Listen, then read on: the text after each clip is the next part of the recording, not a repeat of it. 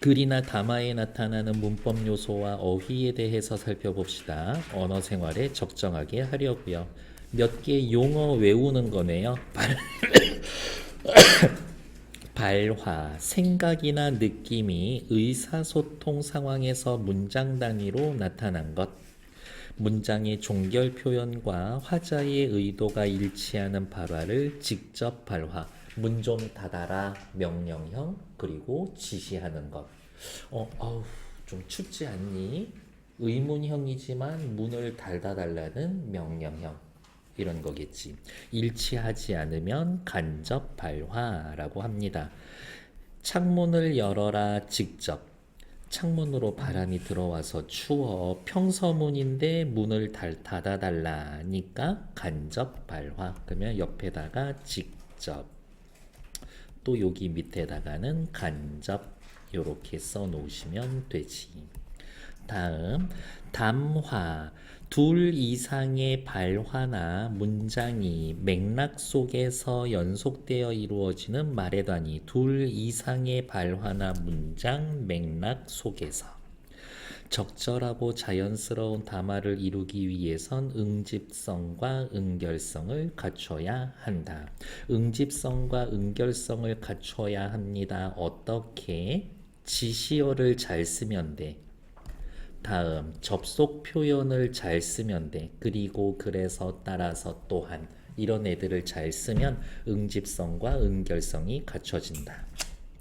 담화 맥락 외우는 거예요. 시공간적 배경, 화자, 청자, 담화의 의도나 목적, 주제, 매체, 전부 다 둘러싼 것. 크게 언어적 맥락과 비언어적 맥락으로 나뉩니다.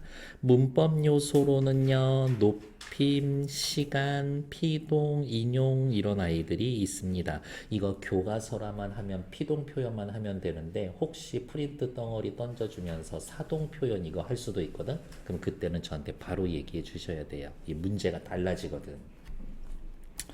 어휘. 우리말의 어휘는 기원이 어디에서 유래되었느냐에 따라서 우리 순 우리말 고유어, 한자로 된 한자어, 외국에서 들어온 말 외래어 이런 식으로 나눌 수가 있습니다. 됐어. 다음 페이지.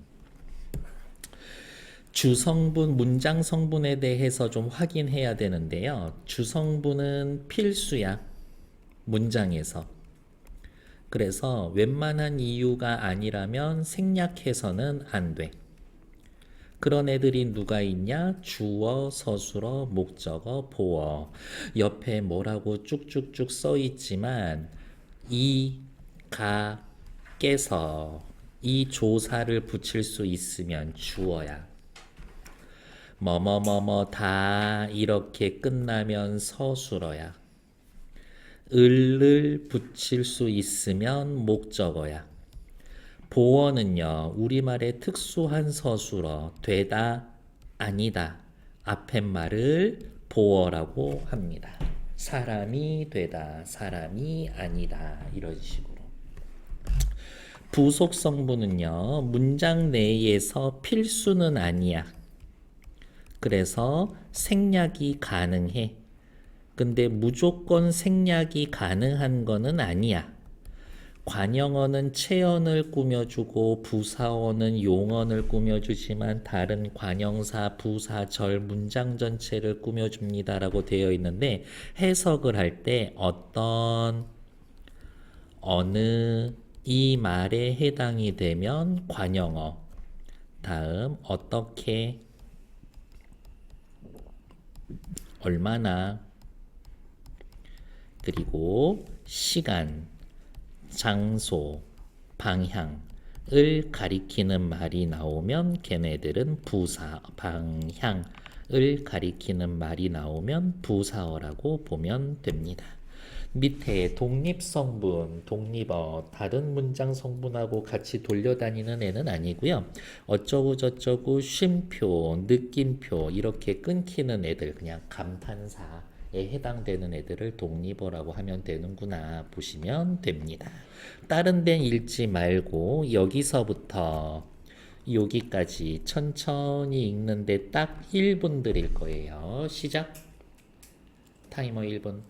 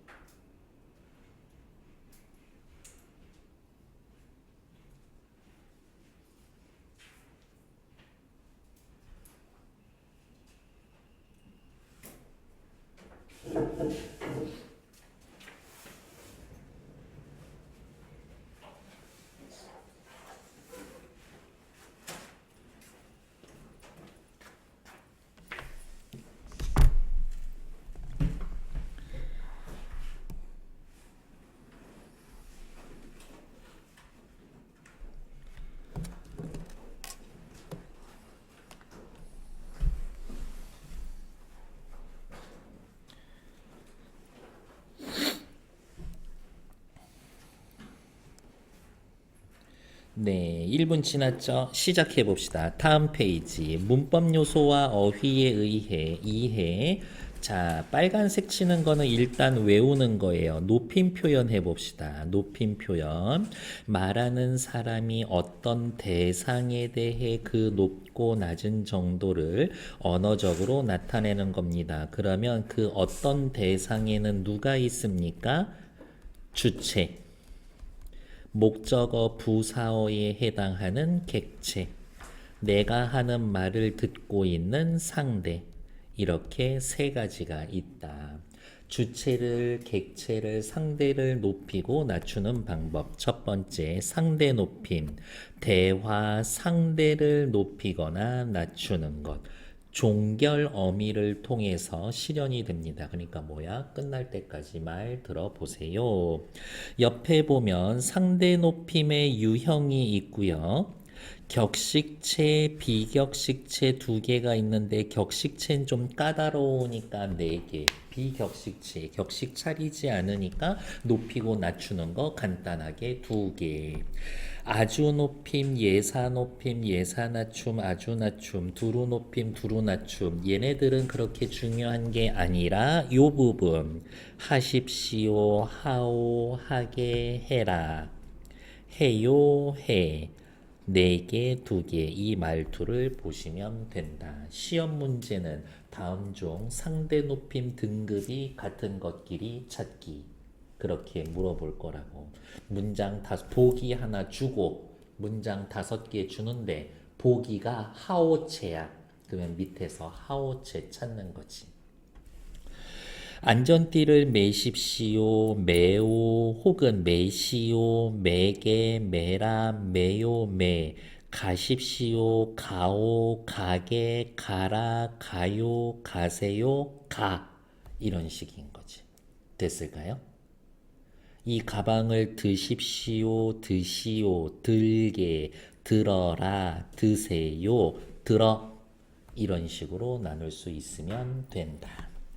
다음, 상대 높임은 대화 상대를 높이거나 낮추는 것, 종결 어미. 두 번째, 주체 높임은 문장의 주체, 주어를 높이는 거라서 선어말 어미시, 온다, 오신다, 간다, 가신다. 할머니가, 할머니께서. 계시다, 주무시다, 드시다, 편찮으시다처럼 특수 어휘를 사용하기도 합니다.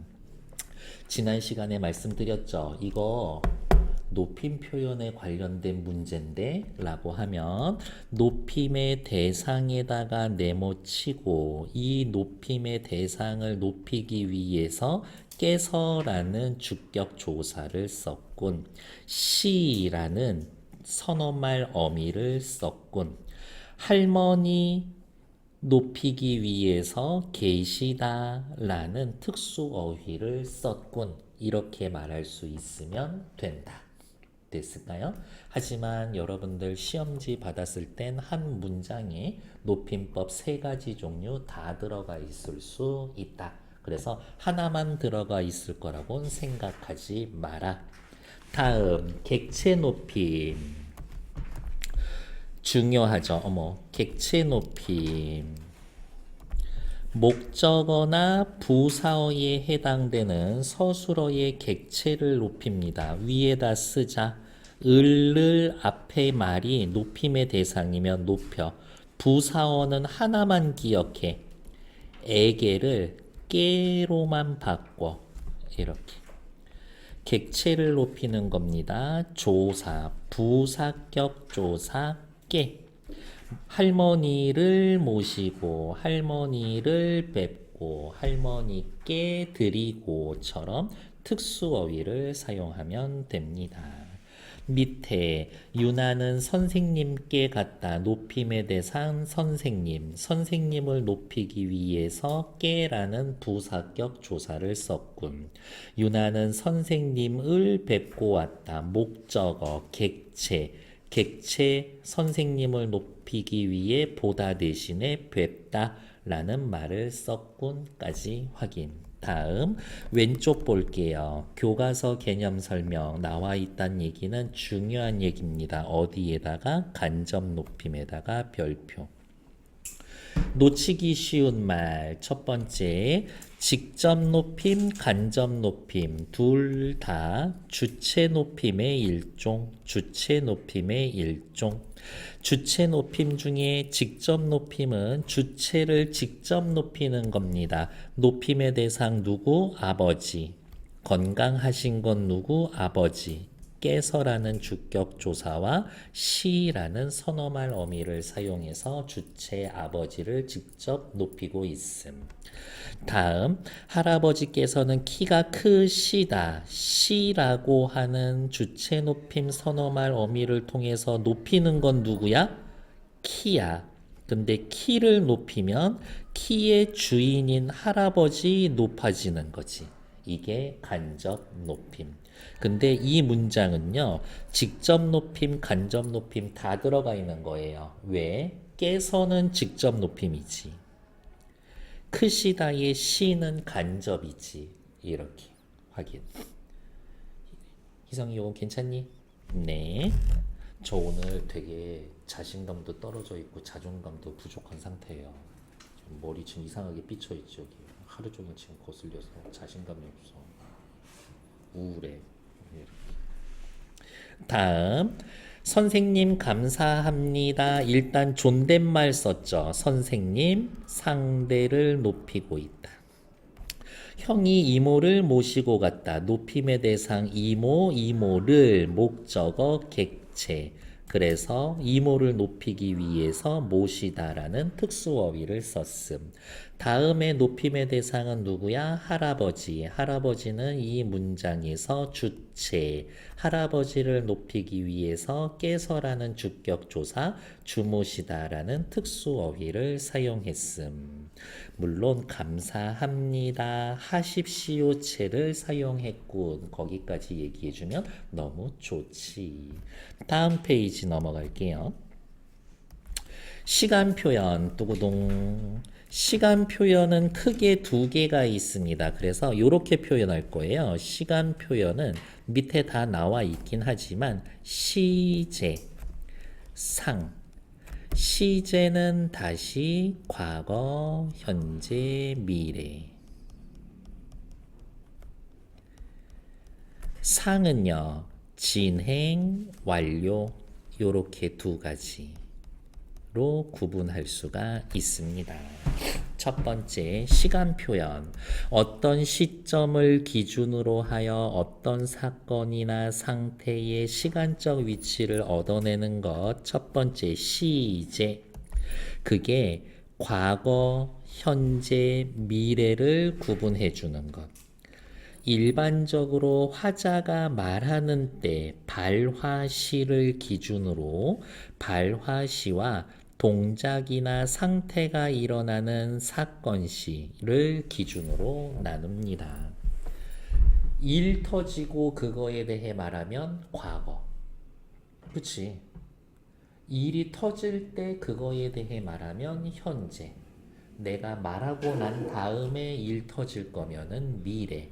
어렵지 않지. 뭐가 기준이었어? 발화시가 기준이었어. 사건 시가 기준으로 되면 안 돼요? 문법이잖아. 그러니까 사건 시보다 발화 시가 더 문법스럽지 않아? 발화 시를 기준으로 이야기할 거예요. 과거 시제. 사건 시가 발화 시보다 앞서는 현재 시제, 사건 시와 발화 시가 일치하는 미래 시제, 사건 시가 발화 시보다 나중인. 이게 말이 은근히 헷갈리거든. 그러면 이렇게 표시해. 사건 터지고 난 다음에 말한다. 사건 터지는 것과 말하는 게 같다. 사건 시가 발화 시보다 나중. 그러면 말하고 난 다음에 사건이 터지니까 화살표. 이렇게 방향. 그래서 저는 화살표 방향을 써요. 원래 부등호 써야 되는데 화살표가 조금 더 직관적이야. 그래서 뭔지 설명해야 합니다. 근데 이거 잘 봐.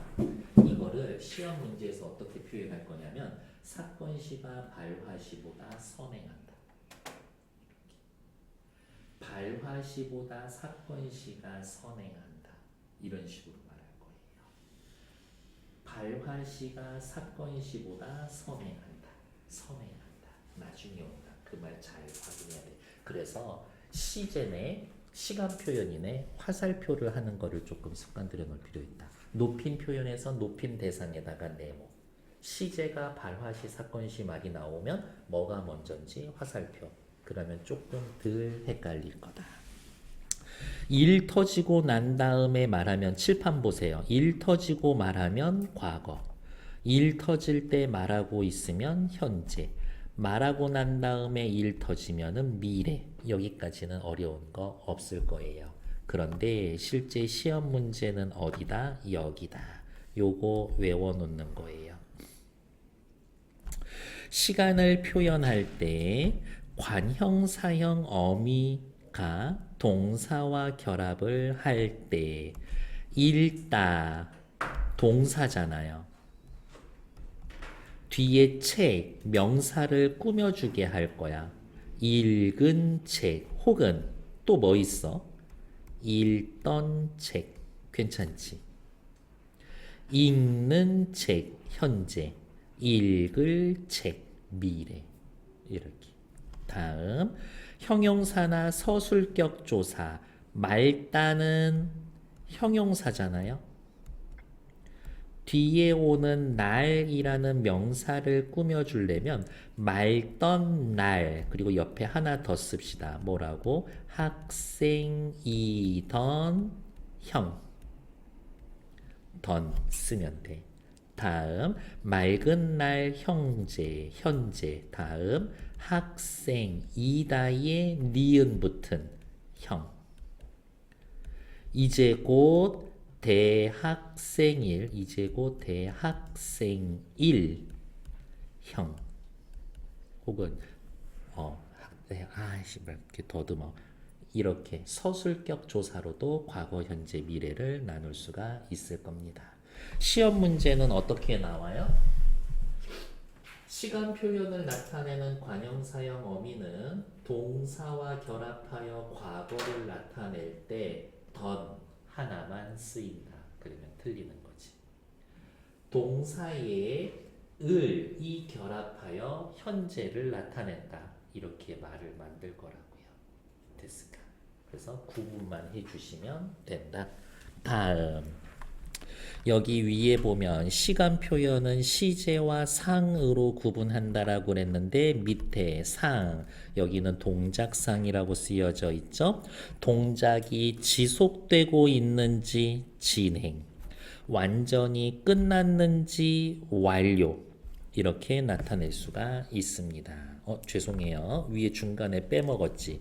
시간 부사어와 선어말 어미. 어제 빵을 먹었다. 과거. 과거인지 어떻게 알아? 어제. 과거 시제 선어말 어미 엇. 지금 빵을 먹는다. 현재. 현재인지 어떻게 알아? 지금. 먹다의 는이라는 현재형 선어말 어미. 내일 빵을 먹겠다. 미래. 미래인지 어떻게 알아? 내일이라는 시간 부사어와 get 이라고 하는 미래 시제 선어말 어미를 통해서. 물론 이 get은 여러 가지 뜻이 있어요. 이렇게. 다음 동작상은 진행과 완료로 나눌 수가 있습니다. 제이가 운동장을 뛰고 있다. 여기에서 기본 중심이 되는 동사는 누구야? 있다가 아니라 뛰다야. 뛰는 중이야. 그러니까 진행이지. 제이가 의자에 앉아 있다. 실제 의미가 있는 동사는 누구야? 앉다야. 앉는 건 끝났어. 그러니까 완료야. 앉아 있는 중인데 진행이죠. 아니야. 앉는 건 끝났어. 그러니까 완료야. 이렇게. 다음 시간 부사어라는 거 있고요. 동작상과 진행이 있고요. 자, 여기 요 문장 볼게요. 뭐냐면 제이가 차에 타고 있다. 어떤 장면이 머리에서 그려져? 차에 타서 앉아 있는 그 그림도 괜찮지. 그 다음에 문 열고 몸이 한 3분의 1쯤 들어가 있어. 그것도 타고 있다지. 차에 그냥 이렇게 앉아 있으면 완료야. 문 열고 몸을 밀어넣고 있으면 진행인 거지. 그래서 진행 완료 동시에 해당되는 중의적 문장입니다. 이런 예를 밑에다가 하나만 더 써놓을까요? 그는 넥타이를 메고 있다. 어때? 얘도 진행 완료 두 가지 다 해석되지. 그래서 중의적인 문장이 됩니다. 라고. 밑으로 내려가죠. 시간 표현이 두드러진 표현을 찾고 해당되는 부분. 동생이 딸기를 먹고 있어. 언제? 지금. 현재. 먹는 중이야. 진행. 동생이 딸기를 다 먹어버렸어. 먹는 동작은 끝났어. 완료. 언제 먹었어? 이 말하기 전에 먹는 거 끝났어. 그러니까 과거. 됐을까요? 다음 페이지. 능동과 피동이고요. 피동의 이 피는 피해자, 손해를 당한 사람, 피살자, 살해를 당한 사람. 피는 뭐뭇을 당하다야. 무엇을 동작을. 자, 이게 중요한 거야. 주어가 이거예요. 자, 시험 문제지를 폈다. 이거 능동 피동에 관련된 문제다. 그러면 무조건 주어 찾아서 네모 쳐놔야 돼. 여기 보세요. 능동과 피동. 주어가 제 힘으로 움직이면 능동. 주어가 다른 힘에 의해 움직이는 것을 피동이라고 합니다. 피동은요, 동사의 어간에 피동 전미사 이히리기를 붙이거나 아지다, 어지다를 붙입니다. 이 말 외우는 거예요. 행위의 대상을 강조할 때 주체를 모르거나 밝힐 필요가 없거나 밝히고 싶지 않을 때 객관적인 느낌을 줄 때. 그래서 여러분들 뉴스 보면 피동 표현 꽤 많이 나와. 이렇게 시작해 볼게요. 자, 여기 칠판 보세요. 이거 능동 피동 문제다라고 하면은 내가 뭐라 그랬어? 주어의 네모치라고 그랬어. 주어의 네모치라고 그랬어. 이렇게. 자, 그리고 세 번만 말해보면 돼.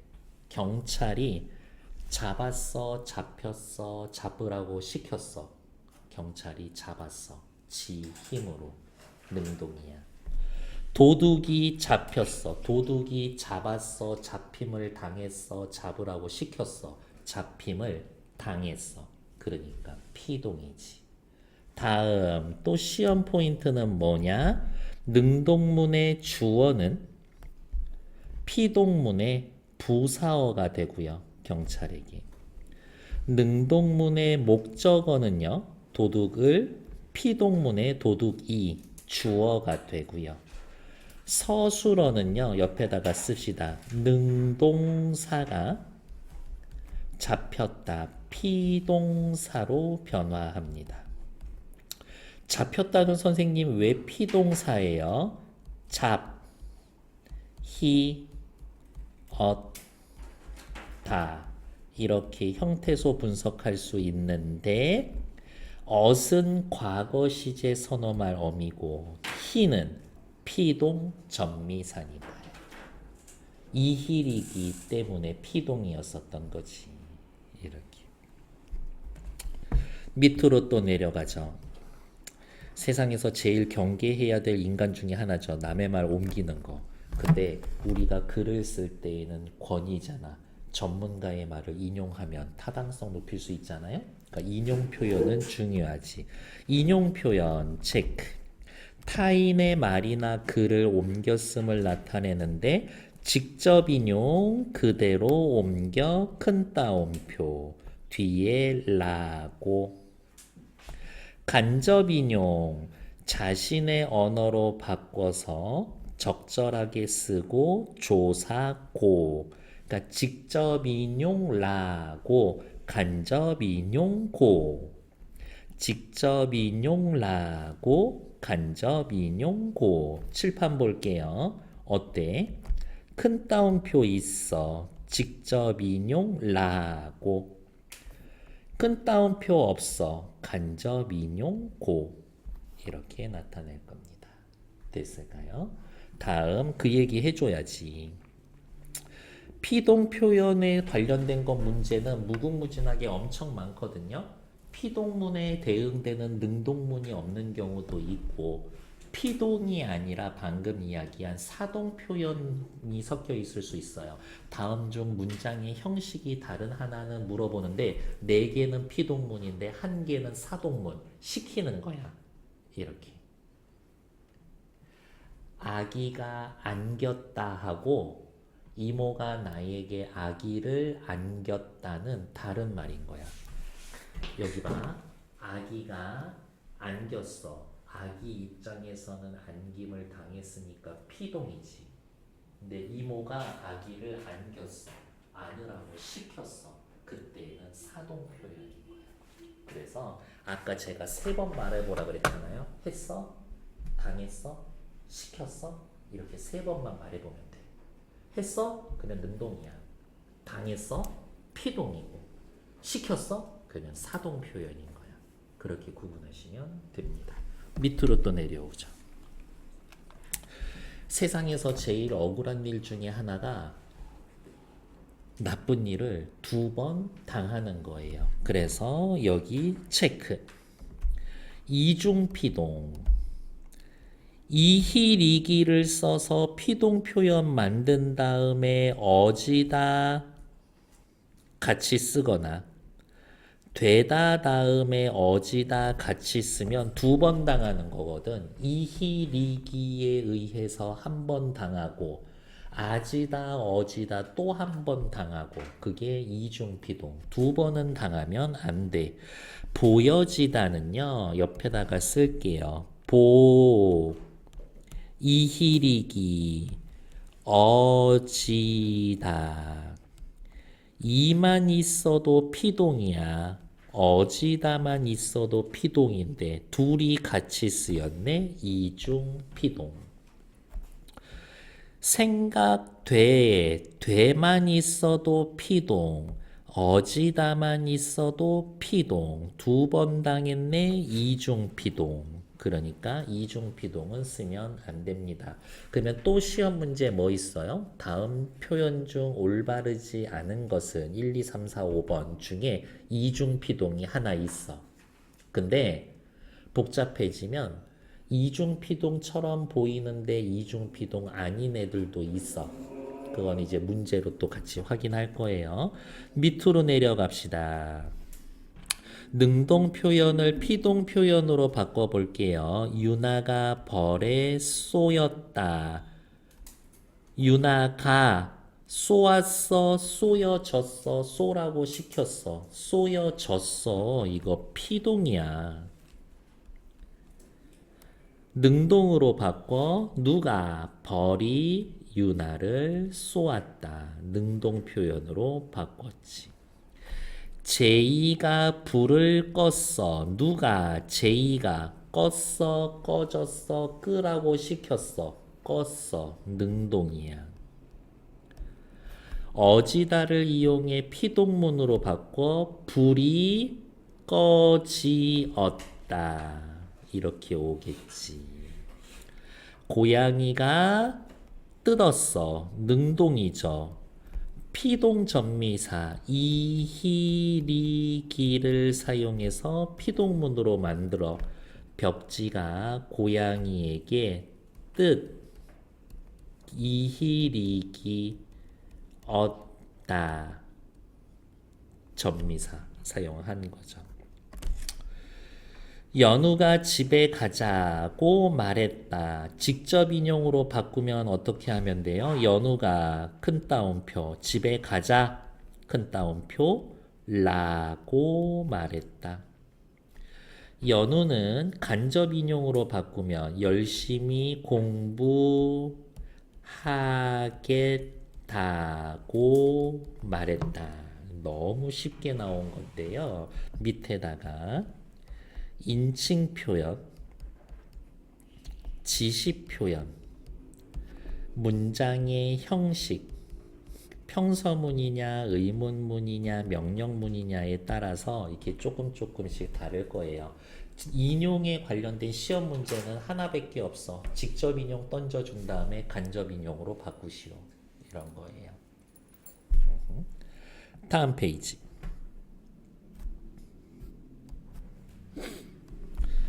어휘. 공통된 특징을 지닌 단어들끼리 묶여있는 단어의 집합. 우리말은 고유어, 한자어, 외래어 있다라고 이야기를 했죠. 3종 체계예요. 근데 이제 밑에 얘네들은 다른 색깔로 쓸 거예요. 사고, 도구어, 전문어 이렇게. 고유어, 우리 고유어, 다양한 의성어와 의태어가 있어 감각과 정서를 섬세하게 표현합니다. 일상생활에서 주로 쓰니 중요 포인트, 포괄적인 의미로 쓰입니다. 한자어, 추상적인 개념이나 전문 개념을 나타낼 때 문어나 격식 있는 상황에서 많이 쓰이며 고유어에 비해 분화된 의미를 가집니다. 이런 거예요.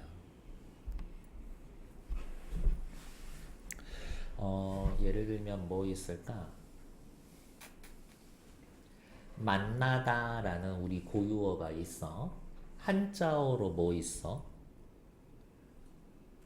뭐 조회하다 뭐 이런 식으로 해서 고유어, 그럼 옆에다가 요렇게 쓸게요. 고유어가 있다면 그거에 해당되는 한자어 1, 2, 3 이런 애들이 여러 개가 있다고. 그런 애들이 여러 개가 있어. 외래어, 유행을 반영하고 외국 문화를 표현하는 경우는 맞는데 전문적이고 세련되었다는 인식이 있어서 이를 남용하는 경우도 있고 한자어 외래어를 쓰기는 해야 되지만 지나치면 안 돼요. 이렇게만 기억합시다. 다음 사고 도구어, 여러 분야에 널리 쓰이면서 사고 및 논리 전개를 담당하는 어휘, 대부분 추상적인 의미를 지니는 한자어가 많이 쓰입니다. 전문어, 전문 분야에서 효과적으로 일하기 위해 쓰이는 어휘, 그 의미가 정확하고 자세해. 그러니까 우리가 일상에서 쓰는 하나의 단어는 여러 가지로 해석되는데 전문어는 정말 딱 하나로만 해석이 돼. 특정 분야에서 사용하는 어휘, 사고 도구어와 구별이 됩니다. 그래서 색깔로 구분해 드렸죠. 빨간 거 3개가 세트, 초록색 2개가 세트. 그런 식으로 좀 확인을 해 놓자. 다음 담화 상황에서 어떤 종류의 어휘를 사용하는지 친구에게 수목원에서 본 여러 빛깔의 꽃을 묘사할 때 여러 빛깔의 꽃 고유어 쓰는 게 좋아. 왜? 고유어는 의성어, 의태어가 발달해서 감각과 정서 표현이 좋으니까. 1일 체험으로 프랑스 빵 만들 거예요. 외국 문화와 관련된 것이 많으니까 외래어 쓰고, 발표 대회에서 사회자를 맡아 진행할 때는 한자어 쓰는 게 좋대. 격식 있는 상황이 더 잘 어울리니까. OX 문제, 사고 도구어는 주로 고유어가 아니라 한자어죠. 대부분의 전문어는 추상적이지 않고 아주 세밀하고 구체적이지. 전문어에 비해 사고도구어는 널리 쓰이게 됩니다. 맞는 얘기. 그렇게 확인하시면 되겠다. 지난 2015년 교과서에서 여러분들이 보는 건 22년이고요. 사고도구어는 처음 교과서에 실려 있는 용어예요. 그러니까 이 용어는 의외로 주목할 필요가 있다. 다음 페이지. 문법 요소와 어휘의 실제 천천히 살펴볼게요. 그러네요. 옆에 미리 빨간색 합시다. 이중피동 쓰면 안 돼요. 이중피동이 뭐였지? 라고 물어보면 이히리기 더하기 어지다. 뭐뭐 되다 더하기 어지다. 이렇게 쓰이면 이중피동이라 그랬는데 이중피동은 안 돼요. 이거지. 잘못된 표현이 요렇게 네 군데 있는데요. 노란색으로 칠해 볼게요. 별아에게 그동안 잘 지냈니? 네가 멀리 이사를 간 뒤 한 번도 못 봐서 아쉬워. 그래서 말인데 한 달 뒤에 우리 동아로에서 전시회를 열 예정이거든. 그러면 내가 그린 그림도 전시되어질 거야. 네가 꼭 왔으면 하는데 그날 시간이 괜찮았지? 괜찮겠지겠죠. 네가 언젠가 준서 네 그림이 꼭 전시에 될 거야. 고 말했던 게 기억나서 편지를 썼어. 너만 괜찮다면 내가 너희 할머니에게 또 말씀을 드릴게. 그림 그럼 생각해보고 답장 줘. 잘 지내. 첫 번째, 전시되어질 얘는 잘못됐어. 왜?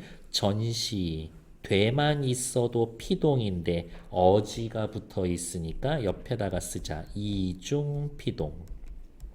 그러면 어떻게 해요? 뒤에 어지다 빼. 그러면 어떻게 되겠어? 전시될 이렇게 되겠지. 다음 우리 동아리에서 열 건데 그날 시간 괜찮겠지? 미래 시제를 나타내야 되는데 at을 써서 과거를 나타냈죠. 그러니까 괜찮지? 괜찮겠지? 그것도 나쁘지 않아. 큰 따옴표 있죠? 큰 따옴표 있으면 직접 인용. 직접 인용라고 간접 인용고. 인용 조사가 잘못되어 있어. 높임의 대상 할머니, 에게가 붙었으니까 부사어. 부사어는 객체에 들어가. 할머니에게 버르장머리 없는 자식, 할머니께 라는 부사격 조사를 써서 객체 높임을 제대로 해야 한다. 피곤해 죽겠지. 조금만 참아볼까요? 다음 그림을 보고 문법 요소가 상황에 따라 어떻게 다르게 나타나는지 알아봅시다. 동일한 대상이에요. 준서야 학생회의 때 있을 축제 중간 점검은 내가 보고 할 거야. 야, 뭐뭐 할 거야. 그래, 유나야. 잘 준비해서 회의 때 보자. 서로 낮춤 표현을 썼죠. 이상 저희 동아리 보고를 마칩니다. 질문 있으신 분 말씀해 주세요. 마칩니다. 하십시오. 채 주세요. 해요. 채. 잘 들었습니다. 하십시오. 한유나 대표님, 예산 부분을 더 설명해 주실 수 있나요? 해요체. 즉 여기에서는 둘이서 서로 낮춤 표현을 썼지만 밑에에서는 서로 상호 높임 표현을 사용하면서 상대 높임의 등급을 다른 등급을 쓰고 있지. 왜? 사적인 상황이냐 공적인 상황이냐에 따라서. 다른 높임 표현을 쓴 이유는 뭡니까? 아, 여기 해체. 마칩니다. 잘 들었습니다. 하십시오체. 주세요. 있나요? 해요체. 일상생활에서는 해체. 아래쪽 그림은 격식을 지켜야 하는 공적 자연이니까 주체 높임 해요체 하십시오. 상대를 높입니다. 어디에만 체크하면 돼요? 일상 속 친구끼리 대화냐? 공식적인 회의 상황이냐에 따라서 상대 높임 등급이 다르게 적용이 됩니다. 이야기. 다음 페이지. 동일한 사건을 두 가지로 표현합니다. 두 문장에서의 느껴지는 의미 차이. 싸웠다는 싸우었다. 싸웠었다는 싸우었다.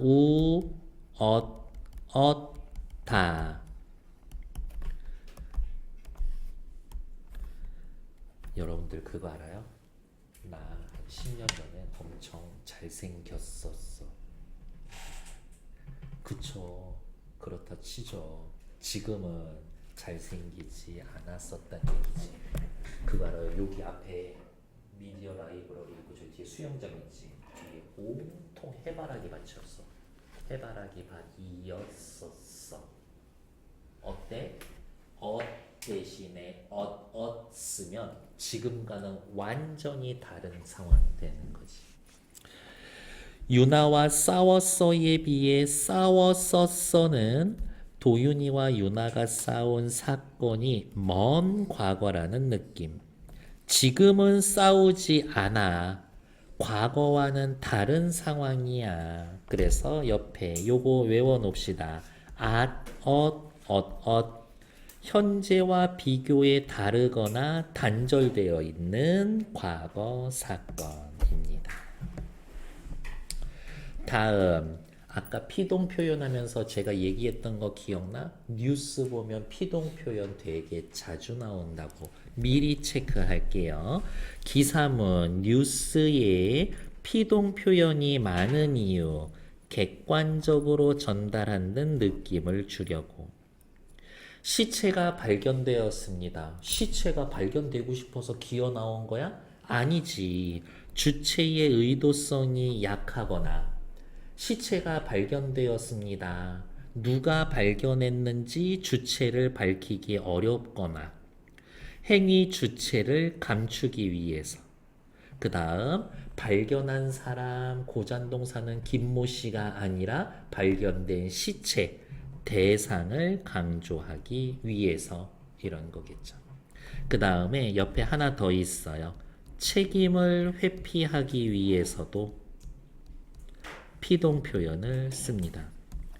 여러분들 거실에 1억 2,400만 원짜리 고려청자 하나 있어. 근데 동생이랑 깨방정 떨다가 고려청자를 깼다고? 아버지한테 빨리 전화해서 자수해야 돼. 딱 전화해서 아버지 뭐라고 얘기할 거야? 1번 제가 고려청자 깼어요. 2번 아빠 고려청자가 깨졌어요. 무조건 2번이지. 왜? 라고 물어보면 그제서야 대답은 해도. 그래서 책임을 회피하려는 의도도 있다. 옆에 기사 속 문법 요소와 어휘를 파악하는 활동을 한번 해볼게요. 자, 살펴봅시다. 우리나라에 소량만 생산되던 피동, 아열대 과일에 가까운 미래에는 아열대 과일이 미래에는 매우 흔해질 것으로 보인다. 피동. 기후변화로 한반도 전역의 기온이 상승하고 있기 때문이다. 이에 비해 기존에 많이 생산되었던 피동, 사과 등은 점차 그 생산량이 줄어들 것으로 알리어졌다. 피동. 한 연구관은 사과 재배에 적합한 기온은 연평균 7.5도에서 11.5도인데 2100년쯤 되면 태백산 제외하고 한반도에서 섭씨 11.5도로 밑도는 곳이 거의 없을 것입니다. 라고 말했다. 직접 인용. 피동 표현이 나타난 부분에 모두 밑줄을 치고 그 효과를 말해 봅시다. 밑줄 대신에 우리는 빨간색으로 체크했죠? 직접 인용을 간접 인용으로 바꿔봅시다. 어떻게 달라집니까? 이렇게만 체크합시다. 직접 인용을 간접 인용으로 바꾸면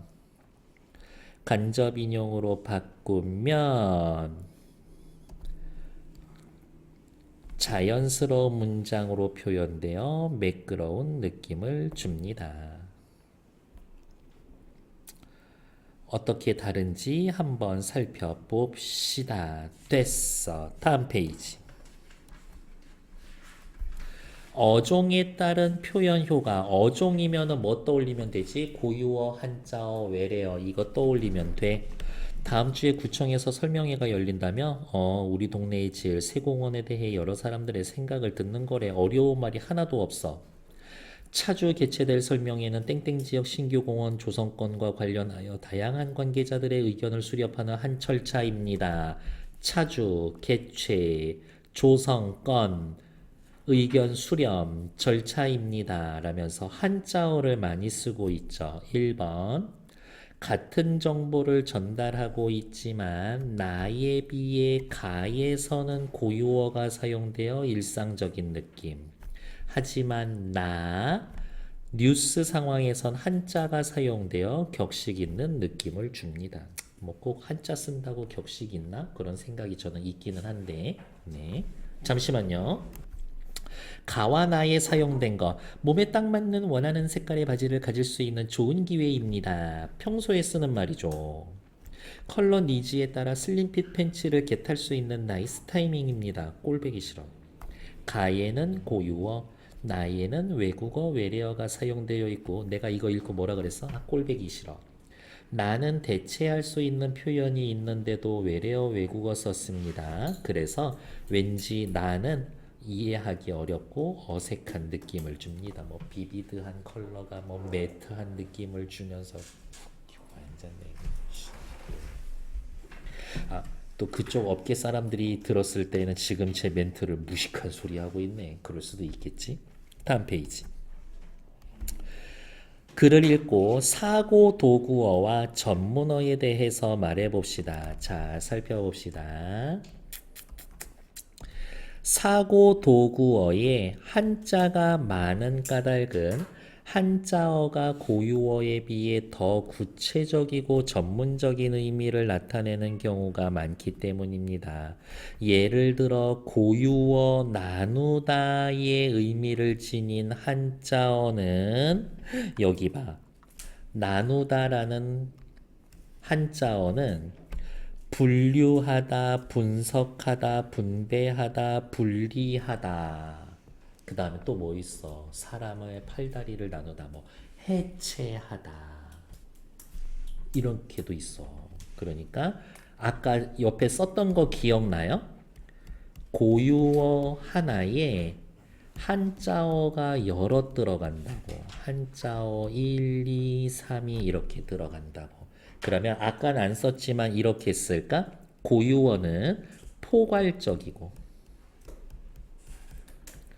한자어는 구체적이고 전문적이고 하나만 더 쓸까? 의미가 세분화되어 있습니다. 요렇게 해놓으면 되겠지. 그래서 한자어의 사고 도구어를 사용을 하는 겁니다. 이렇게 해놓으면 되는 거지. 계속 읽을게요. 서로 유의 관계에 있다. 그러면 또 밑에다가 이렇게 쓸까요? 얘네들 서로 유의 관계에 있습니다. 유의 관계.